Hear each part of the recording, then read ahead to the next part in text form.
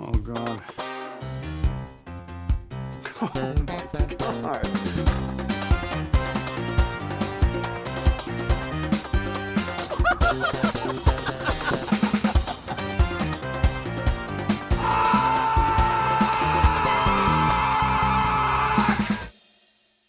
Oh, neat. Yeah. Then we're only missing one thing. It wouldn't be a Moonstruck episode without sparkling wine and sugar cubes, True. which Nick got in a like solid brick of sugar cubes. Yeah, they don't apparently distribute 30 cubes anymore. You have to buy like 120. It's ridiculous.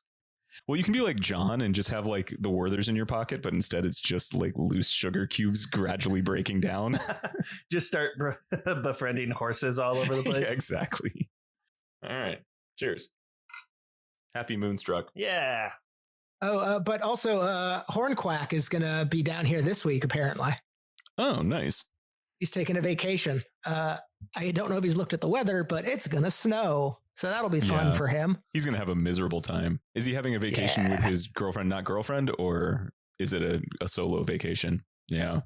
Portland is usually the quality of vacation he would bring Sam on. That's what I was thinking too. It's like, yeah, we're going to go to Vancouver, Washington. Yeah. Have you found any like particularly badass things to do or eat or anything? Like axe throwing or axe eating or axe eating? Axe eating, definitely. Yeah. It's pretty badass. Yeah, right. Unicycle throwing, axe eating. Yeah. I've found some pretty great restaurants through time left. There was a bar we went to on Wednesday after dinner that had, I got a Goosebumps book at one of those vending machines. Yes. What kind of Goosebumps book? Tell me about it. Haunted Mask 2. I'm halfway through it. I can say as an adult, it being almost 30 years since I've read a Goosebumps book. Goosebumps? They're incredibly still horny. Still so much fun. And I definitely have read this one because I'm like I'm, I mean, one, it's a kid's book, so it's not hard to predict what's going to happen. But I'm like, I definitely remember the concrete soccer ball prank. Oh, snap. That's rude. I like to ask coworkers and especially apprentices what their favorite Goosebumps book was. I think mine was the Camp Jelly Jam book. I don't know if I remember that one. It had like a big blob monster that was like stealing the kids or something at the camp. Yeah. Camp Jelly Jam. Twice this week, I needed to ask for help from an adult in my outings in the city. One was to get the Goosebumps book. One was to get the Goosebumps book. I bought it. Was it? Did you have to do it like a claw game? No, it was just a vending machine and came out, but the way the flap worked, it was it had a wedge, so you couldn't stick your hand. Once it was up, you couldn't get your hand in there. But because the book fell straight down, the wedge would just hit the book, and you couldn't actually get it out. So my friend Tiffany and I were like, "What the fuck are we gonna do?" I'm like, "I might have to break this thing open. We're gonna have to run." But yeah, I asked the bartender, and she's like, "Yeah, this happens a lot." Our Goosebumps books are always getting jammed. Jelly jammed. And the other one was at Powell's Books. It was a big book week. They had a copy of Earth X, which I've been looking for from Marvel. And it was on a shelf just a little bit higher than I could reach. That's exactly what I imagined. I was like, was it too tall? Just inches away from being able to touch the bottom of the book. So I went to the help counter, and they're like, "How can we help you?" And I'm like, "I need an adult." And then the tallest lady got it for me, and that was hot. Amazing. That's just another reason for wearing bigger heels. So you should start practicing with stripper heels. There you go. Ooh. Big, chunky. This is about being able to reach things up high. Yeah, don't make it weird. Come on, Portland. Yeah. Just a dude rolling around in stripper heels. Don't worry about it. Business. I was wearing my high boots. Still too high. Still too tall. Still too tall. Yeah. That'll happen. Yeah. I like that you got an Amazon to help you though. Did she then cradle you and carry you back to the That's checkout fucking, stand. that's the dream. That really is what I'm looking for. Yeah, death by snoo snoo, right? I want a woman who can finish my fights for me because as you know, I talk a lot of shit. I cannot back it up. Someone who can fold you like laundry and finish your fights. I like it. I like being tossed around. What? Yep. That is probably for the best. That you find someone like that. Yeah, exactly. Yeah. Like you said, you need somebody who can baby Bjorn you, but as a full ass grown up. Oh man, that'd be so cool. Anytime you're a little cranky, you just get put in the baby Bjorn and you're like, ah! Re-listening to Ourselves. the podcasts. Re-listening to ourselves when we were doing whatever our last episode was. That's how much I'm like, this fucking week has sucked. But I re-listened when listening to whatever went up against Con Air, went up against Spirit of Von John's, I believe, at one point. Von John's. But just talking about, I enjoyed hearing us talk about our various hell vehicles and how I wanted to hell Nick.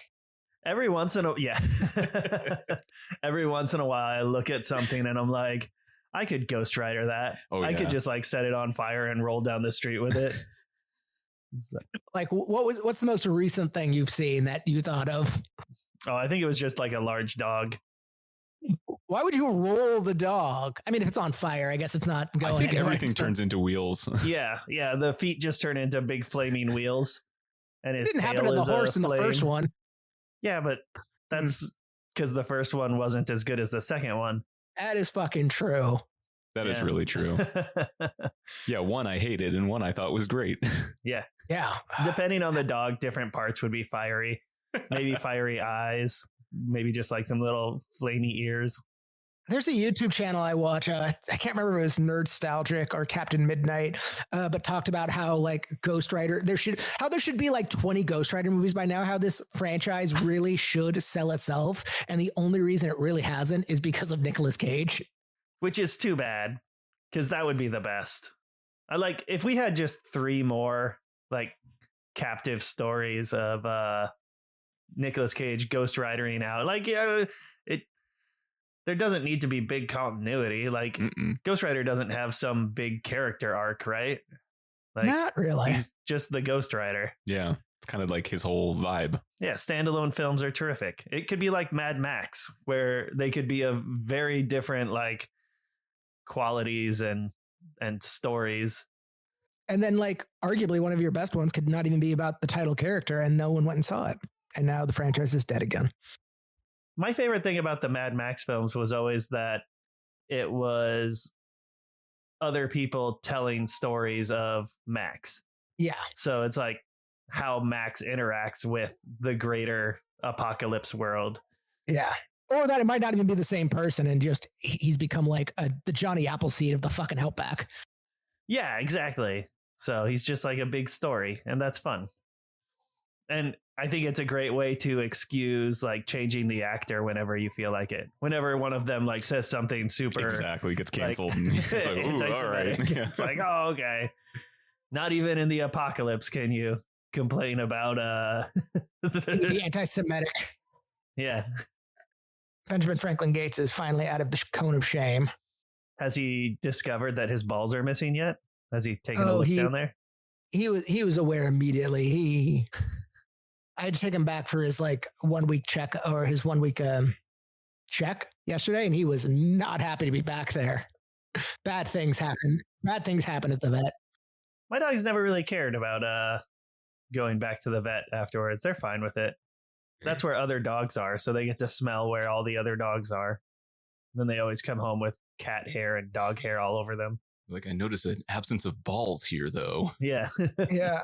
The fucking weirdest part, though, Ben, never been a humper. Now that he doesn't have testicles, fucking humping. Really? That's weird. Yeah. No, it was like I know what I've lost. I was like getting ready for bed the other night, and he just like fucking Coen on, like tried to mount Rosie, and all 3 of us looked shocked at what was happening. He didn't even seem to know what or why he was doing it. Yeah. Just like unlocked some deep muscle memory. Just in denial about the whole thing. Well, did you guys want to talk about Moonstruck or Raising Arizona first? I want to talk about in Raising Arizona. Well, here's the movie. I want to talk about how just unhinged that world really is, and how does High exist in it? Like, High is the only normal person in that movie, in that entire like world. Kind of normal. Yeah. I mean, he is very much a larger than life human. The way he hits on the person taking his, officer. his photos. Like, Slapping his butt. And He's a dum and he doesn't meet. He's a handsome dummy who doesn't get to meet a lot of people, and fucking small town. Yeah, everybody kind of exists in a decreased mental maturity state. Nobody's really ready to be an adult in that film. Oh yeah, like Glenn. No one on this podcast is ready to be an adult. So let's not cast aspersions here. Not true. I'm ready to be 4 adults in one trench coat. Yeah, 4 small adults in a trench coat. Yeah. That's what I've always been. 2 of them are dick. Those are the 2 that control the mouth. Those 2 also control the mouth. The dick is the mouth. Yep. As it is designed. Yeah. You should watch me eat spaghetti.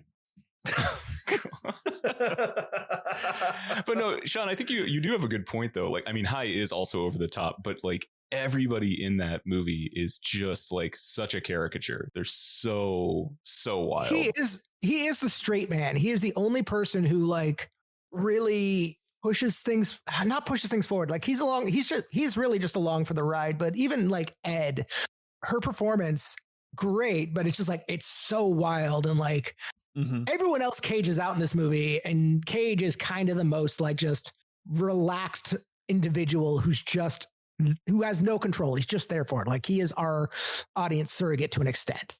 He's definitely the tracks that the train is riding on. Yeah, that's exactly it.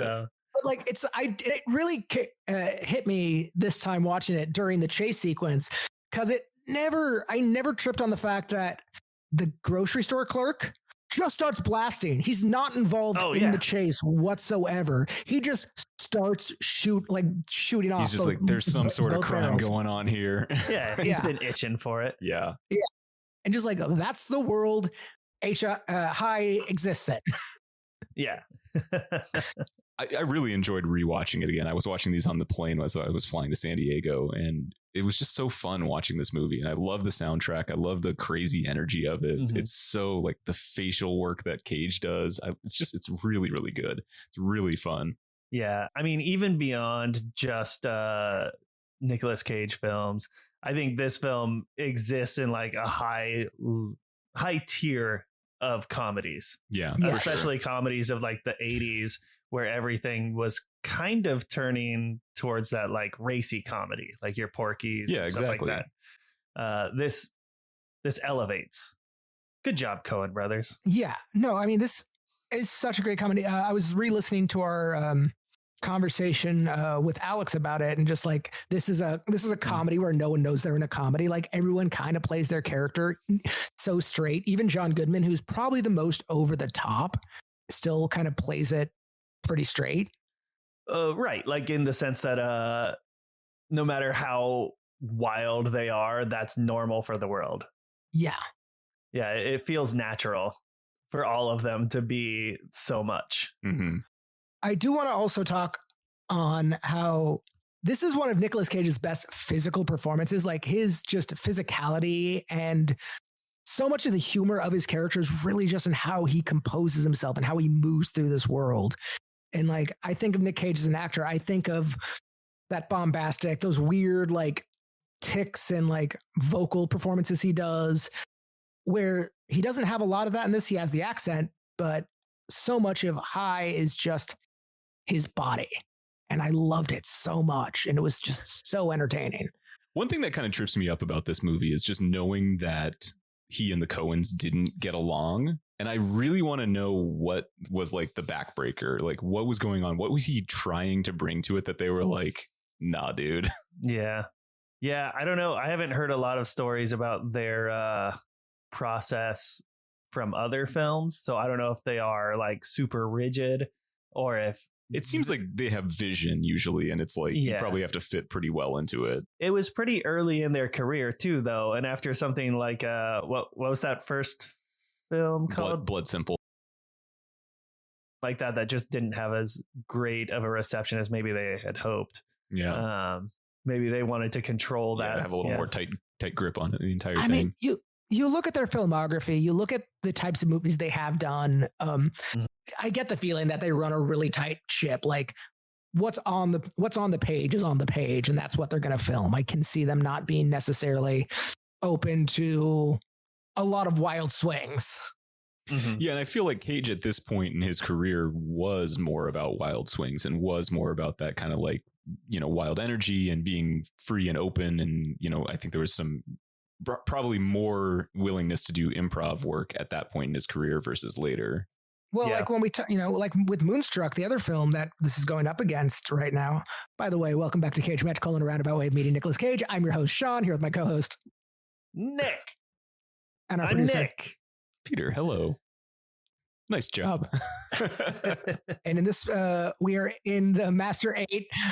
We're in the comedy section from our bracket, going Moonstruck versus Raising Arizona. Like how we're just talking about it. Peter, put that where it belongs in the episode, please. Exactly here. I know where it belongs. Right next to my 2 adult dick. But like with the other film that we're talking about this week with Moonstruck, he got hired for that based on his fucking insane performance in Peggy Sue Got Married. Right. And Moonstruck and Raising Arizona both came out in 87. So like you have those much wilder swings of, my hand to just very kind of calm, good old boy. Yeah, there was a lot of like interconnectivity between these two movies through our bracket too, because Raising Arizona beat out Peggy Sue Got Married, which got him the role for Moonstruck. It's like this kind of circular, craziness of our own process on this bracket. I also like that we in separate episodes talked about smoking indoors. Twice. Also in separate episodes for the different movies, we talked about the movie Splash. Yeah, incorrectly. I love that every time we talk about mermaids and Splash, we are thinking of the wrong one. Yeah, it's always Overboard. For some reason, Overboard with Goldie Hawn comes up a lot. That's the one. Let's go watch Overboard. Yeah, I'll let Josie put it on and I'll just come in and out. It's a Goldie Hawn cast, yeah. Yeah. Goldie Hawn cast. I just remembered I've been asking people this question, and since it is February and pretty much the season of love now, we've had discussions about vanilla penis, just single penis, and we've talked about 2 penis. Are we talking claspers, like sharks again? Well, it could be claspers or like just the concept of like double stackers or side by sides. Yeah. I've been thinking a lot more about 3 dicks. Mm-hmm. And whether it's like vertical stack, horizontal, or triangle, or like some triangle. And then is it triangle 1 down or 2 down? And I think it's like a spaceship gun or something that can rotate. Oh, you think it rotates like a Gatling gun? Yeah. So as you like blast, it's just like whack, whack, whack, whack, whack, whack, whack. Yeah. Nice. I like that. Yeah. That'd be hard to control. That'd be hard to whack off with. But I guess once you have 3 dicks, you don't have to whack off anymore. You're made. You've got a whole got everything career. You need. Yeah. But I like the thought of 3 side by side, because then they would lay across your sack and down like a cuttlefish, like the tentacles on it. And then when you fart, they could ripple. I like that. Yeah. That's how I think about it. I fucked up not doing the intro now. Yeah, exactly. You could just say it again. Yeah. Fucking throw another one out there. No. Ah, man, we're in good form. Yeah. Just add 1 more adult between my other 2 adults down there. I'm now 5 adults in a trench coat. I will say, I think not recording on a Monday immediately after I get off work is definitely helping my energy. Yeah, there you go. Oh yeah, I know. So okay, let's keep talking about Raising Arizona for a bit, and then we can pivot over to Moonstruck. So Raising Arizona. Yeah. That kid disappeared after this movie. He never went into acting again. Oh, Nathan Jr.? Yeah. Interesting. I wonder what his residuals are like. I wonder what a baby makes for a role. And then what do they make long term for residual checks? Like that kid probably just gets a check every year. Probably. I would assume, based on the fact that they were kind of not well-known directors, and I don't know. If that kid gets a check, it's probably less than less than he can cash at a bank. I don't know if that's going to be true. I mean, like Rachel recorded on a Macklemore album and she's like in one part of one track and she makes like, I don't know, $30 a year. That just comes as a residual check. It's like, I think Raising Arizona has more exposure in a lot of senses, but I don't know. Well, it depends on the contract, but yeah, I mean, we're getting into nitty gritties. A 2-year-old's not going to negotiate that contract. Yeah. Well, hopefully they didn't negotiate their own deal. On the topic, or I guess off the topic of Nathan Jr., I was talking to my project manager the other day, and we were talking about how we needed Damon Wayans to be our electrical inspector. No, yeah, Damon Wayans. And he's like, yeah, it could be Damon Wayans. And then his brother, Damon Wayans Jr., could come in. And I was like, how do you think juniors work? Yeah. Do you think it's like, also, well, he was the littler one. How would you feel if you were a younger brother and you were named for your brother? Weirdly enough, it's like, oh man, Steve was so good. You're Steve too. Yeah. You're just Steve Jr. Not new Steve, but you have to live up to the Steve mantle. Okay. So what we had? We had Harry, Barry, Gary. I think there was a Larry. There was a Larry too, I think. Yeah. Larry. Yeah. But like Harry, Larry, Barry, Gary, Jerry, and Nathan Jr. Yeah. They know where the love is. Clearly one of those kids was favored. Yeah. That tells me they didn't know they were having 5 kids. Poor Mrs. Arizona. What was her name? Like Gladys or something? No, I don't even know. Must have been the most boring. Like she just looks like a Gladys or a Terry. Constance. Terry. It's a real fun film. I'm always gonna love watching it. It was a treat listening to all of our Florence. Oh, Florence. Oh yeah, Florence. obviously Florence. I was thinking about like my first couple times watching this film, and definitely coming back to it, being so familiar with it now, getting out of feeling like the need, like those initial watches were to critique the film and to like really have to form a strong opinion on the outset. And now just being able to like watch this movie for fun.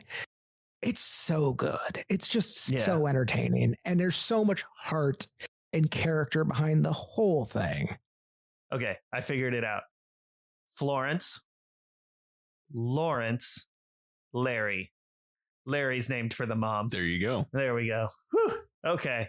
Florence, Lawrence, Larry. We can finally move on. The Larry is short for Lawrence, right? Sure. What would it be short for otherwise? Larold. Larynx? Larynx. Oh, yeah. Stupid fucking larynx. No, I mean, I love this movie. And Sean, I had the same kind of takeaway. It's like the first time I watched it, I was like, I don't know. Second time I was like, this is a cartoon and I love it. Thanks to you guys. And then since then, it's just like, this is such a fun movie. And watching it on the airplane, like both seat people next to me were watching too. You know, it's like you just got drawn in. Didn't have any audio, but they're just like, yeah, good movie. You know, I'm going to say, I think Nicolas Cage makes the best airplane movies. I think you might be right. You can watch a Nicolas Cage movie on an airplane and somebody's going to be like, fuck yeah, dude, this is exactly how my flight needed to go. Unless it's City of Angels. The 9/11 movie probably isn't a great one either. No, that's a conversation starter. That's true. Oh, with aviation nowadays, I don't know if I'd want to watch that on a plane. It's like, just taking notes. This is bad. I still want a cut of City of Angels where after he falls, he just speaks like fucking Latin or fucking ancient Sumerian or just speaks some dead language because that's all he knows. It still bugs me that he speaks American English. I know. Well, should have been a Boston cop. He falls and just has a bad Bostonian accent. He landed on his head. when we do the game, I'm just going to do Boston Most Cop cops. for everything. I'm pretty sure most cops were dropped on their head. There's definitely something wrong with cops. Yeah. Well-established theme. So yeah, let's see. Raising Arizona, on its path here to the Master 8, it took out Trapped in Paradise, which I still think is kind of a low-key banger, but stupid movie. I liked it. You're wrong. You are fucking definitely wrong.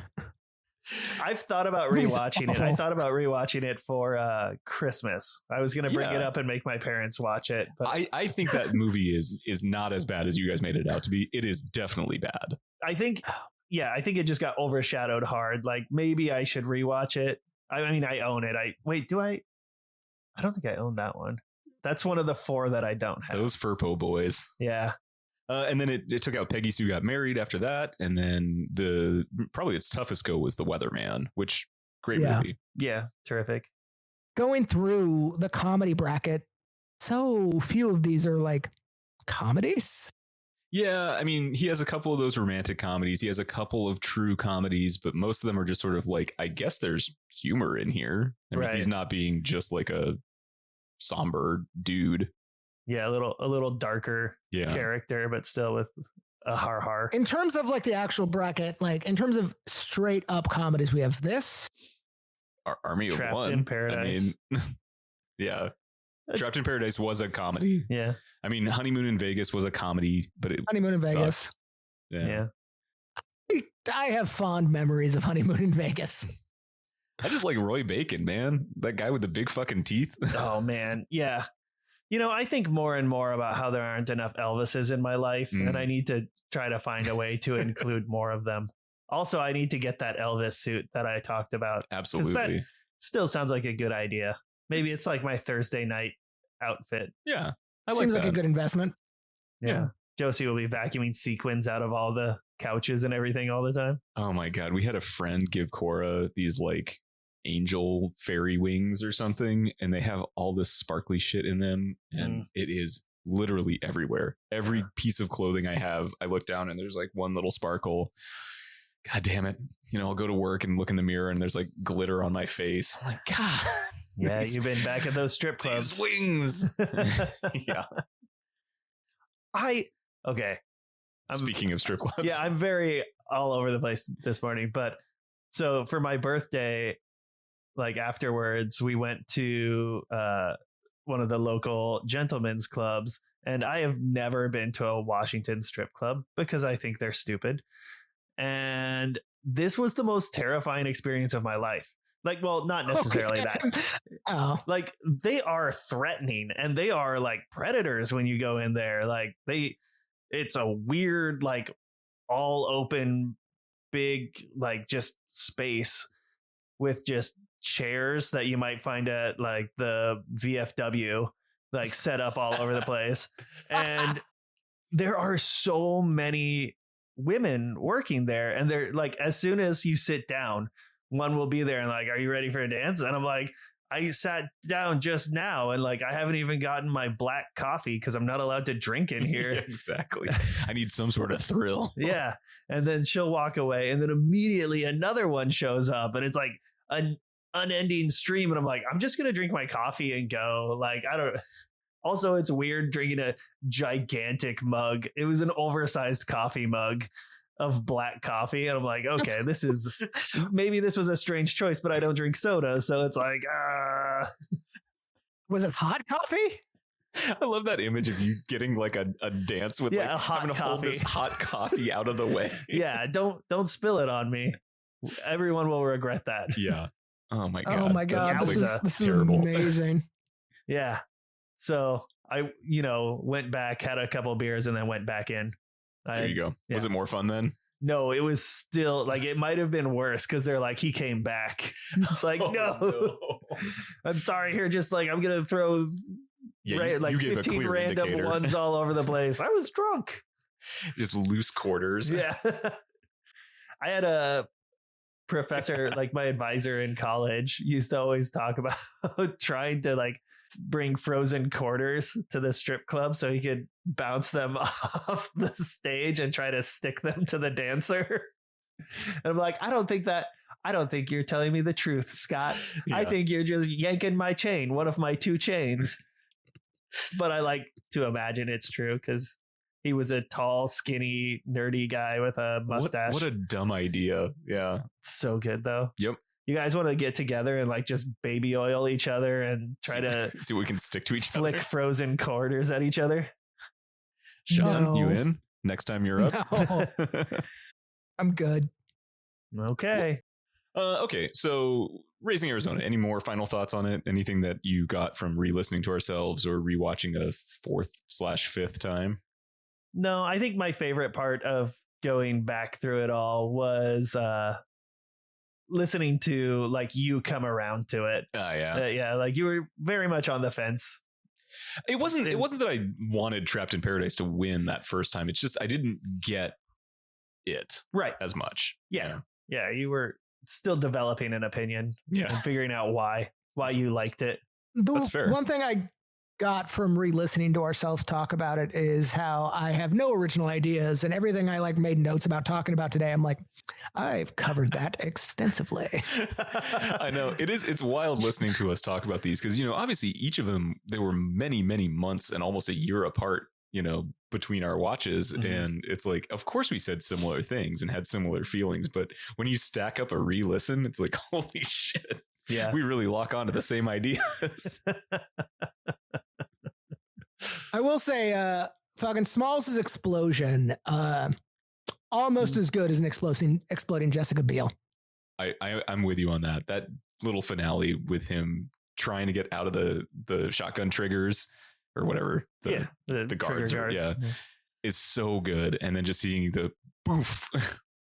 The thing I want from Next right now, though, is I want the one touch that Raising Arizona had with that explosion. I want Next to have, which is after she explodes, I just want a single shoe to fall out of the ground and hit the roof. Yeah.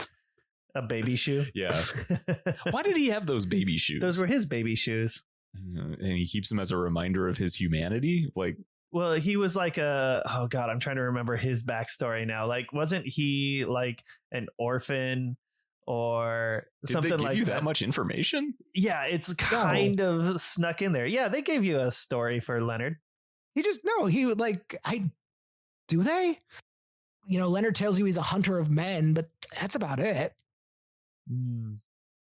I'm like 99% sure those were his baby shoes because he had a rough upbringing. I don't know if it was in the foster system or if he was an orphan. But I think I there was I a like thing this, about but it. I'm pretty sure you're making this up. Yeah, I think you're making it up too, but I also like it. Yeah, I watched this last night. I don't remember any of this. Well, whenever I see him with the two shotguns, I always think of Edward 40 hands and the need to get those off your hands before you explode sometimes. So I can't remember if I've told this story before, but when I was in high school, we did Edward 40 hands over at my friend Peter's house. And You had a friend named Peter? yeah, How confusing was it? quite. Okay. I also have a friend named Peter now. We're not talking about Pete though, right? No. Yeah, he's not a friend. No, definitely not Pete. And Good thing we only I know was the one one- Nick. Yep. I know, right? Good thing. I was the one who taped everyone's 40s on, and then I got mine on, and then I had my second hand. I was like, what am I going to do? I can't tape with a 40 on one hand. And his mom, who was there and took all of our keys that night, was like, I will tape a 40 to your hands. Nice. How old were you? Like you said high school. How old were you? I mean, we were probably, I think it was maybe like a summer between high school and college, or college year one. I think we Okay, had so you were come like back 18. 18, 19. 19. So I mean, we definitely were drinking underage, and Yeah. come at me, cops. Yeah, and so I just had this memory of her taping a 40 to a underage person's hand and saying, "Have fun." The trick was wearing pants that you could pull down without having to unbutton anything. Yeah, sweatpants were key. Yeah. So I got the solution for you. Fucking skirt, dress. Just there you go. Oh, that's true. Yeah. I always was a proponent of playing it at the beach because then you could just walk out into the ocean Smart. and just let loose and then Ooh. walk back in. Yeah, I like that. That's a good idea. Plus, then you can break the glass on the beach. You just it goes back to being sand eventually. Stone Cold Steve Austin him right there. It's like, I'm done. Psh. And now you've got glass taped to your hands and you can fight a drifter. Dude, this is a great plan. You guys want to go to the beach? Let's go to the beach. I know it's like snowing and shit, but all right, let's move on to Moonstruck because that's an obvious transition. Yeah. This is Nick Cage at his most charming. Like fucking Ronnie is like Nick Cage's most charming character.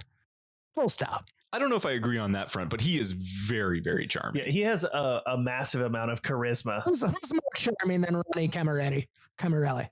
I mean, he's kind of an asshole, but yeah. I think he's got charisma. I don't know if I would say he's charming. He charmed the pants off Cher. Literally, yeah. Well, take me to the bed. Looking back on this movie, I think the funniest thing listening to our episodes is what you got caught most on, Sean, which is just the timeline. You're just like, I just cannot understand how this could happen in 3 days time or whatever. Yeah. It's like every time. Yeah. It's weird. Well, she was trying to marry a guy for comfort. Yeah. I mean, it's like, it's pretty easy to then be like, no. We looked this up, the age difference between those two in real life. Wild. Oh, it's like 15, 20 years, something like that. Well, so he was alive. Danny Aiello was alive in like World War II. Oh, sorry. Between Nicolas Cage or Johnny and Ronnie. Yeah. So that's the thing. And then Nick Cage was born in the 60s. 60s. He's 23 in this movie. I just did the math before we recorded this. He's 23. And Johnny is like canonically 48 or 42. something like that. He's 42. Canonically, like at the kitchen table scene, Ronnie's like, Johnny, you're 42 years old. So there's like a 20-year age gap between the characters. Yeah. I like when we talked about this with Marissa and what we came to at the end of it was like, their mom fucks. Yeah. That was just kind of a thing too. Like, right? Like they didn't Everybody have in this movie fucks. They didn't have good except for Johnny. Yeah, Johnny Ronnie. definitely does not. Johnny doesn't fuck. Johnny cucks. No. Well, he does get to like sit there and watch in the end. Yeah, he gets cucked for sure. This movie cracks me up. It's so I'm good. sure we've talked about this, but like he just wants a mom. He just wants someone to take care of him because as soon as his mom isn't, like he even says at the end, like you proposed to me, he's like, because my mom was dying. Like, yeah. I love this They've never movie. had sex. I do too. Oh yeah, no, they definitely had. No, he's maybe touched a boob once, and then he did that. He did the same thing where he touches the boob, and then he goes, like it's hot. Yeah, exactly. Ooh, I burned my hand on those damn nipples. Meanwhile, Bobo, Mr. Johnny, longtime bachelor. Bobo fucks. Bobo fucks. You know he fucks. Bobo loves to fuck. He's a hard fucking individual. I wonder what that guy looked like when he was younger. Probably exactly Wasn't it the same. that? Wasn't he like 13 when they recorded this film? Bobo? Yeah. That's a rough 13. I'm on IMDb. Give me a second. I used to be on IMDb. My star power was unstoppable. One day we will be again. All right. Well, he's not in the top. Bobo isn't in the top cast. Which yeah, I mean, Shy Waiter is above. Well. Wait, Shy Waiter comes in before Bobo. Before Bobo, yeah. Than a named character. He's Weird. been in 40 movies. He has a single picture on IMDb, and it is of him in Moonstruck. He peaked too early. Yeah. Why did we get off on that tangent? I don't know. I just wanted to talk the grandma about Bobo. fucks, Bobo fucks. Johnny cucks. Yeah, Moonstruck, this again, watching it again and again and again, it's like every time I watch it, I'm like, I really like this movie. It's very fun. It's very pleasant. The music is enjoyable. It moves at a good clip. Like the cast is fucking amazing. I'm going back to Bobo for a second. Yeah. Bobo it up. Listen, if you want to talk about Bobo, we can talk about Bobo. I will always make space for Bobo. That actor, I was just like looking at his credits. What that is his actor, name? Robert Wheel, Weil. Robert Wheel is in a movie called The Hudsucker Proxy. Have you never seen that? That's the Coen brothers. I have not. Dude, it's so I've good. never heard of this movie. Okay.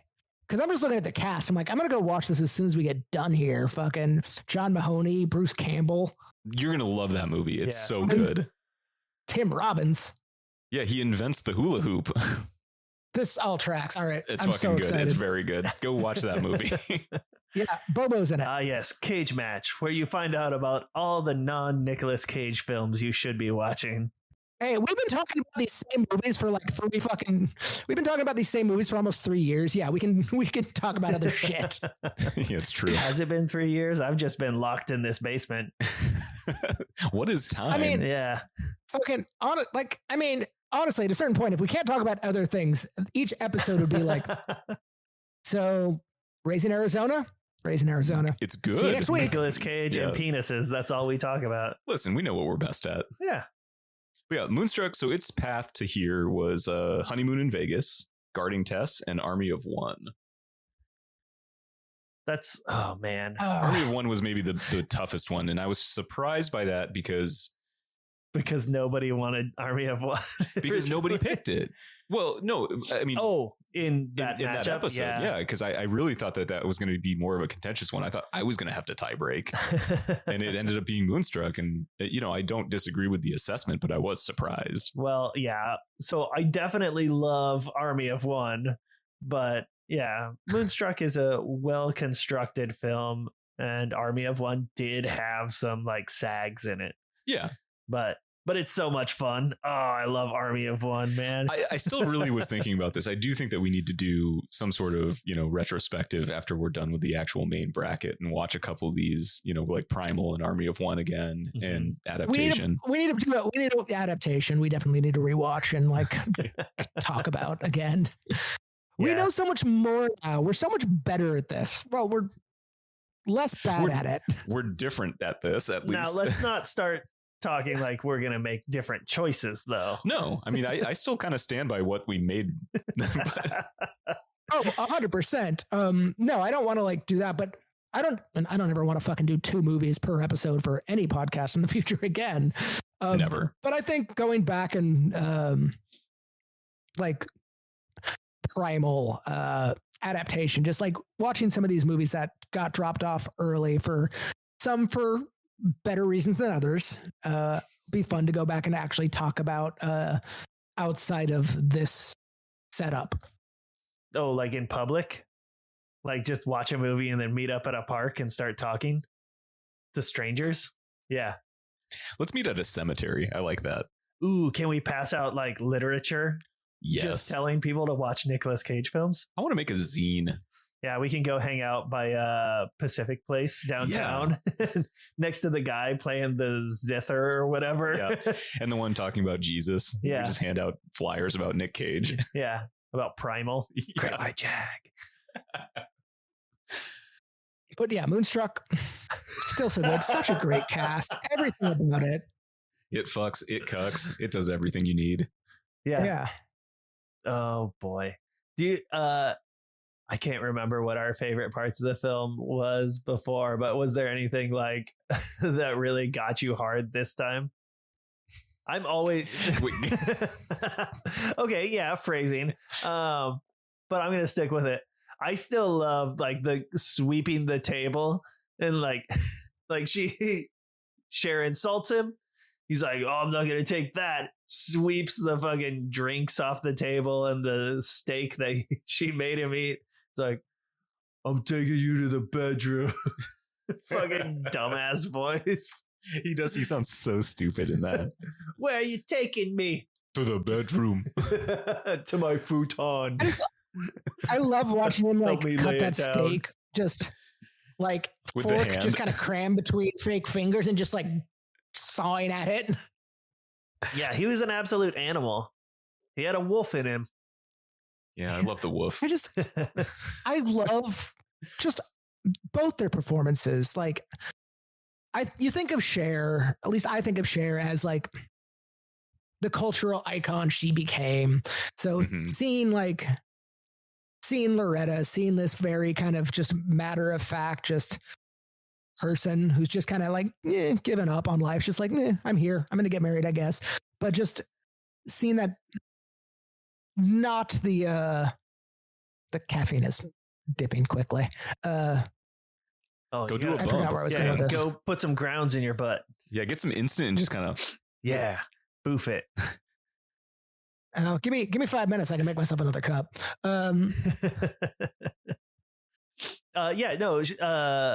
Loretta is the like antithesis of Cher. Like, Yeah. Oh, totally. Well, okay. So the- I like how like she's very kind of ho hum, matter of fact, just like regular. And Nick Cage, she starts down here. Nick Cage starts up here, and by the end, they're kind of both like wild swings in like their personalities. Like by the end, he's kind of a normal dude. yeah, he's got manners. Well, he probably always had manners. Yeah. I mean, he definitely had like culture. He loved opera, that kind of stuff. But Yeah. he definitely was very dramatic. You know, I mean, it's like high mood swings and Well, he'd been stewing in his own problems for so long. for sure. Like he definitely just broods down there. He's in a basement shoveling Yeah. bread Thinking into a about- hot hole all day. Thinking about The- like a scene that really got me this time in a way that I hadn't really noticed before. I can't remember the exact line. I just like watched this scene again. It's right when he gets to their house in the morning, like before the Mm. kitchen table scene, where Loretta's mom's like, and it's like, your mother's okay, and he just very matter of factly just states that like he like doesn't mean anything to him. Yeah. Oh, yeah. Just very matter of factly, like it's like that's good. Doesn't affect me.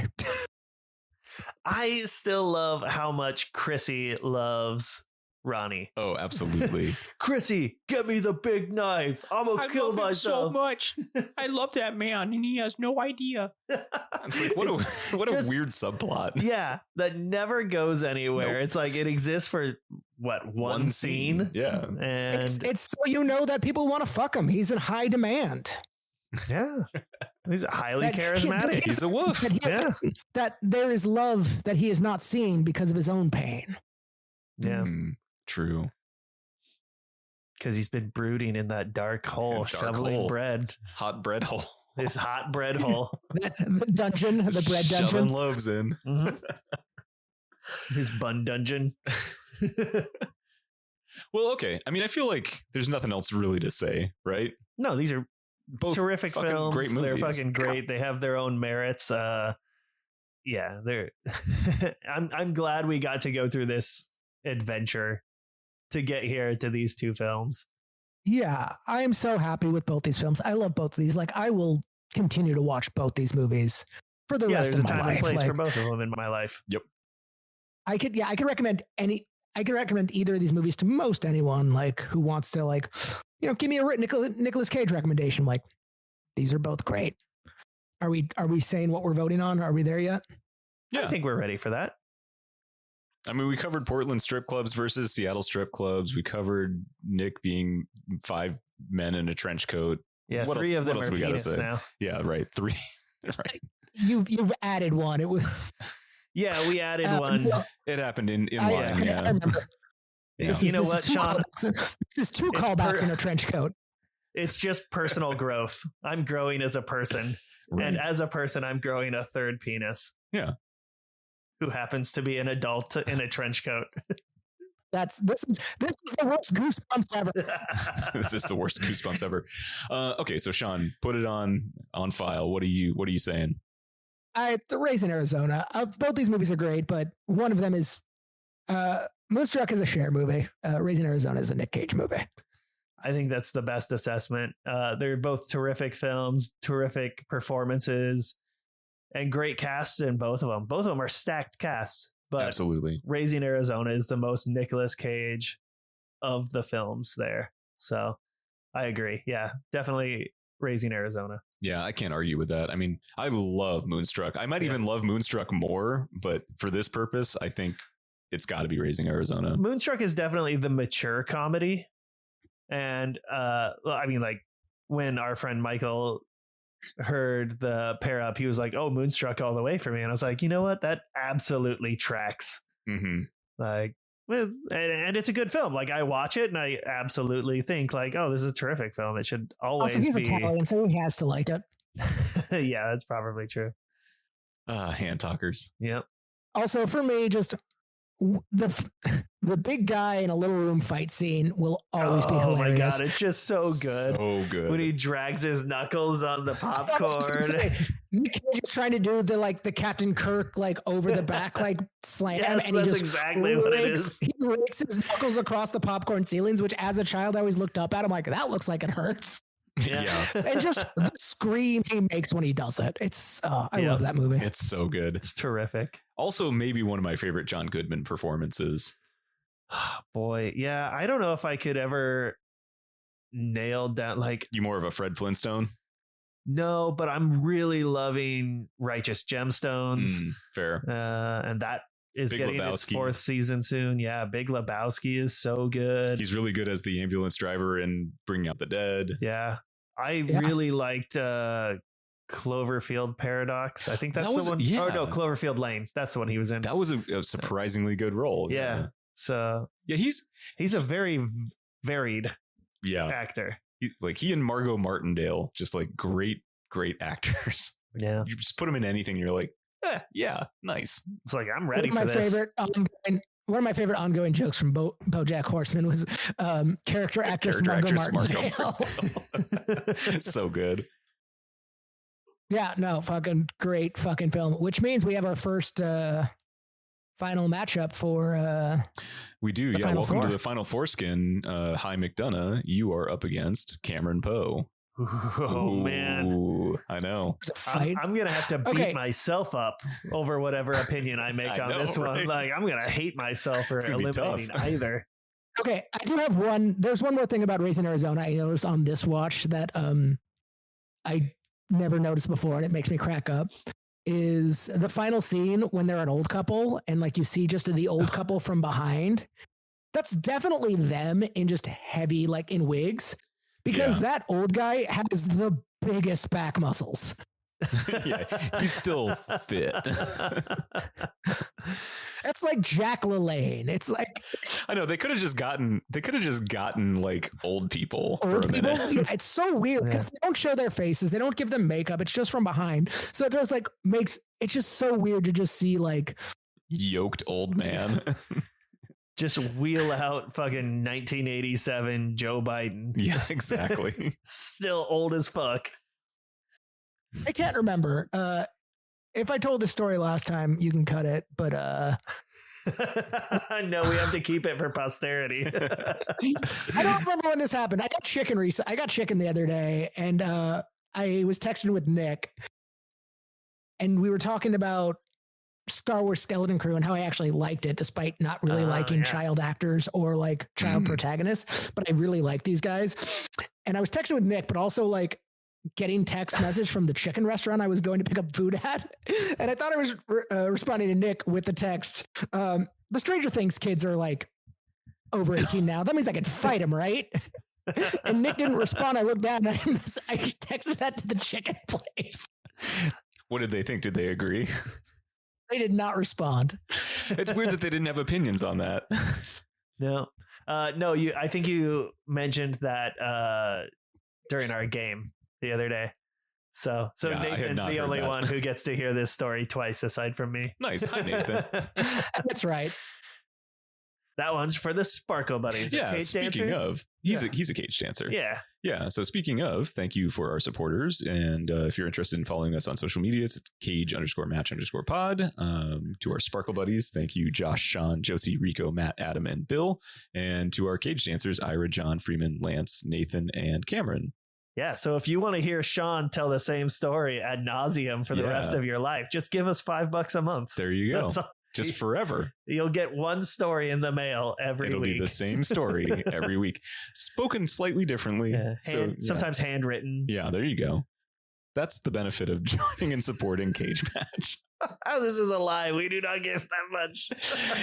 But anyone who is a cage dancer will, and actually Sparkle Buddies too, will be getting some special shit for our finale. So neat. Yeah, we've got that at least. Special shit. You guys should feel fucking lucky. Yeah, I made you some things. Oh, snap. Is it a baby?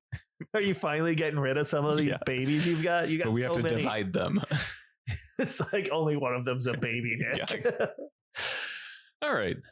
Good episode. Yeah, Yeah. terrific. We're great. We're pretty good.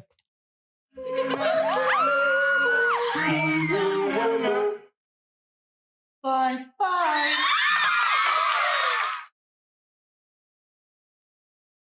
Corey, did you want to say anything about the movies Moonstruck or Raising Arizona? No. Yeah. Well, this is better than you just moaning at the door. So, Get a squirt bottle and just open the door and like squirt her in the face. yeah, that would have probably not worked in this situation. Probably made it worse. Yeah. Yeah. Okay. Fill the So water, let's see. put pepper in the water. That'll won't make that mistake twice. There Did you you say go. put pepper in the water? Yeah. Yeah. Just a little hot sauce. Yeah, okay. Right in the eyes. That won't Yeah. bother anybody. Just a little homemade mace. That's Yeah. It's a nice thing. all. It's training mace. Yeah, it's exactly. You keep It's a it good pretty thing. loose. You got to build up that immunity to it so that when you get a full blast in the face later, Yeah. you're just like, come at me. Yeah, so you can fucking protest the pigs downtown. Give me more. Come Mayday. Yeah, exactly. Get ready. Let's fucking tear it up. God. All So right. wait, he was 23 when these movies came out, which means he would have been like 21, 22 when they were making Yeah. these things. Weird. Yeah. Pretty wild to think about. Yeah. Yeah, what have we done with our lives? This. You've had kids. I've had kids and I've made this podcast. Yeah. Oh, sorry. I didn't know we were talking about the positive things we've done with our Oh, lives. sure. Oh, you want the bad things? Yeah, clearly this Kids, podcast yeah. is tops, but I'm still ready to fight a child today. I haven't fought one yet. Box a toddler. Yeah. I believe that was the phrase that came up. I don't remember will why. box a toddler. Who cares? Just the fact Peter, that the desire exists inside of me is enough.